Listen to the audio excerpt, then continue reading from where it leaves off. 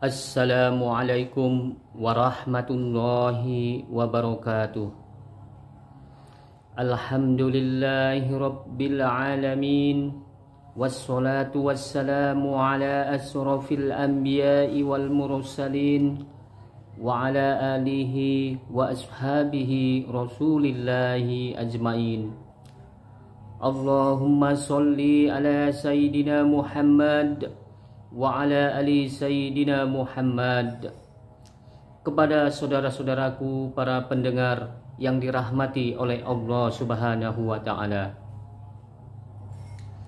Kita semua tentu ingin menjadi orang-orang yang layak menjadi penghuni surganya Allah Subhanahu wa taala.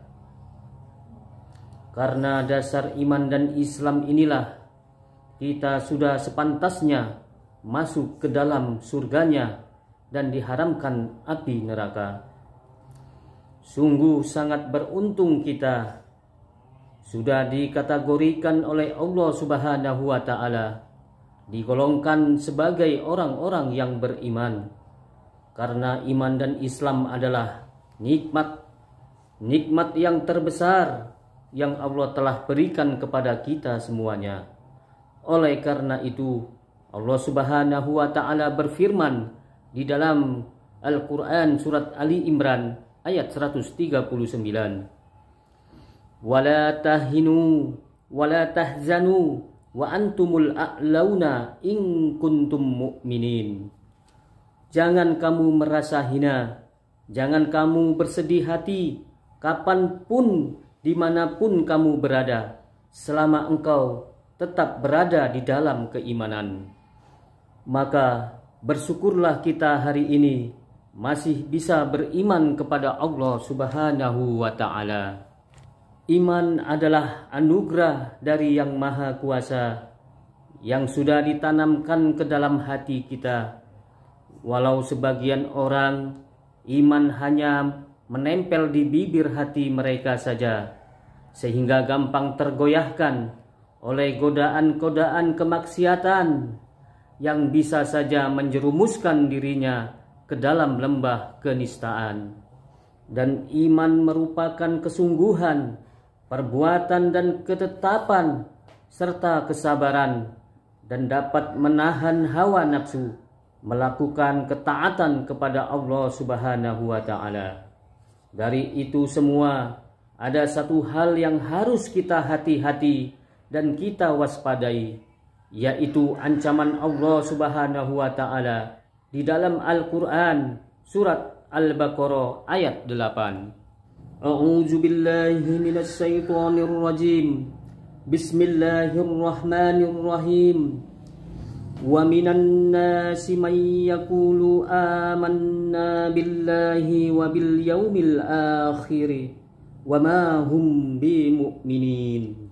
Di antara manusia ada yang mengatakan dirinya beriman kepada Allah dan hari akhir, padahal mereka itu sesungguhnya bukanlah orang-orang yang beriman. Mengatakan dirinya beriman kepada Allah, beriman kepada hari akhir, tetapi keimanan mereka tidak diakui oleh Allah Subhanahu wa taala. Padahal Allah mengatakan menempel saja iman seseorang di dalam hatinya, maka Allah akan haramkan baginya api neraka. Lalu apa sebenarnya? Apa penyebabnya? Orang yang sudah mengatakan dirinya beriman kepada Allah, beriman kepada hari akhir, tetapi tidak diakui oleh Allah Subhanahu wa taala. Kemudian kita lanjutkan ayatnya. Yukhadi'ullaha walladzina amanu wa ma yakhda'una illa anfusahum wa ma yas'urun.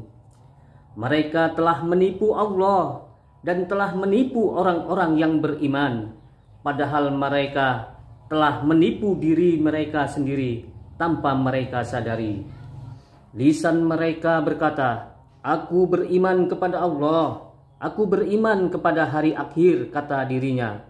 Tetapi Allah Subhanahu wa taala menjawab, "Wa ma hum bi mu'minin." Engkau tidaklah termasuk orang-orang yang beriman. Lalu bagaimana mungkin orang yang sudah mengaku dirinya beriman kepada Allah, mengaku dirinya beriman kepada hari akhir, sehingga sampai menipu Allah dengan menipu orang yang beriman? Mari kita lanjutkan kembali ayatnya. Fi qulubihim maradu.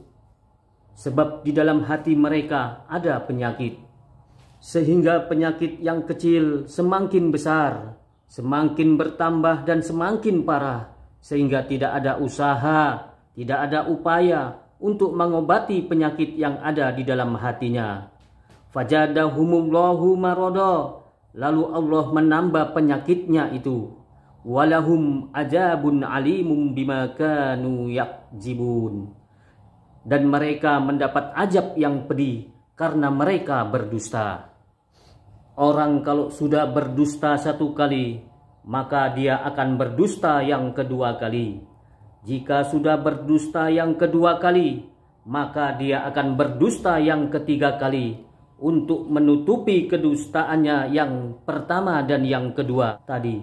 Selanjutnya terus berdusta dan berdusta. Allah Maha Adil. Tidak ada satu penyakit yang tidak bisa diobati, baik penyakit lahir maupun penyakit batin. Jangan diam diri menunggu sembuh dengan sendirinya tanpa ada usaha pada dirimu. Maka carilah guru, bertanyalah kepada ahlinya, tuntutlah ilmu tentang keislaman yang menyangkut tentang hati, yaitu zikrullah. Kepada saudara-saudaraku para pendengar yang dirahmati oleh Allah Subhanahu wa Ta'ala, hanya ini ceramah singkat yang dapat kami sampaikan. Mungkin masih banyak kesalahan atau kekurangan. Kepada Allah Subhanahu wa Ta'ala kami memohon ampun, dan kepada saudara-saudara sekalian kami memohon maaf. Dan mudah-mudahan ceramah yang kami sampaikan ini kiranya mendapatlah ridho dan rahmat dari Allah Subhanahu wa Ta'ala. Amin ya rabbal alamin. Aqulu qawli haja fastaghfiruhu innahu huwal ghafurur rahim. Assalamualaikum warahmatullahi wabarakatuh.